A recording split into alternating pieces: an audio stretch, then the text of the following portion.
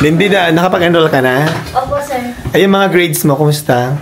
So, eto na nga mga Hobby Bees. Today, papunta kami din na Hobby David. Kasama namin ang aming mga friends.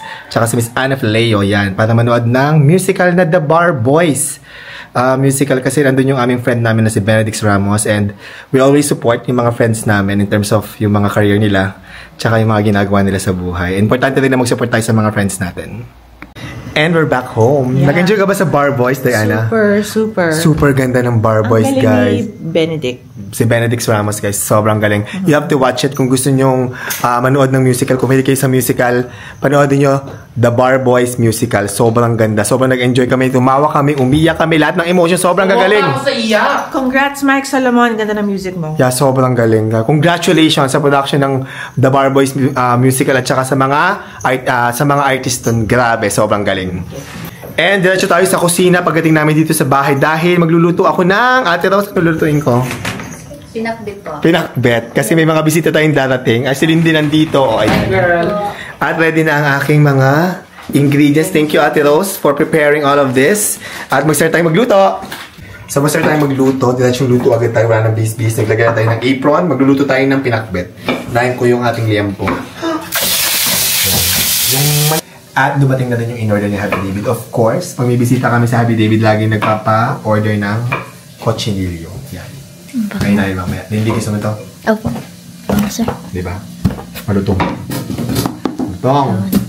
Masarap na ka-partner nito ang pakbet. Kaya magluluto ako ng pakbet. Lindy, nakapag-enroll ka na? Opo, sir. Ayun, mga grades mo, kumusta? Next week pa po. Ay, next week mo ito ba bibigay? O sige, next week na natin tingnan, ha? Okay, nagmantika na yung ating baboy. Lagyan na natin ang bawang sibuyas kamatis. Ayan. Gisa-gisa lang tayo ng very, very light. So, wala tayong alamang na fresh. So, gagamitin na sa bote. Masarap kasi ang pinakbet kapag may alamang. Diba, Lindy? Ilagay din natin ang mga gulay. Meron tayong kalabasa, sitaw, okra, ang palayatan. Sarap na yun. At pagkasama-samahin lang natin lahat. Lagyan tayo ng oyster sauce.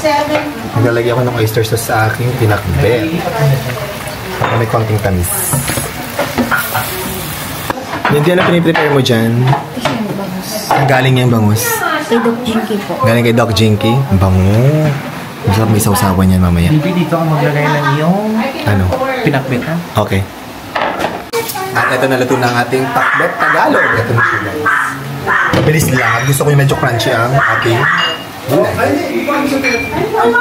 Okay, let's eat na. Ayan, ang ating mga bisita ngayon. Si Ma'am Abet Padilla, Miss Anna. From Davao. Yes. Direct Jepoy Hidalgo. At si Doc Jinky. Vlogception. Yes. Kain na tayo. At ano nang gagawin? Siyempre, masarap ang ulam, pero ating tradisyon na pag may cochinillo, dapat siyang kina-crack yung ng plate.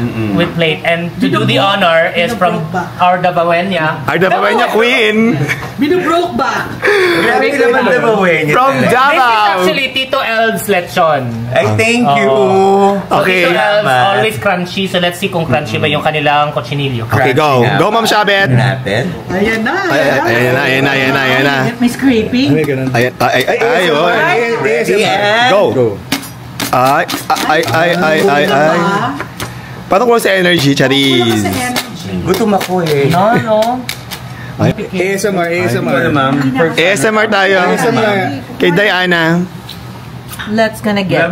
Let's go. Let's gonna get. Let's gonna get.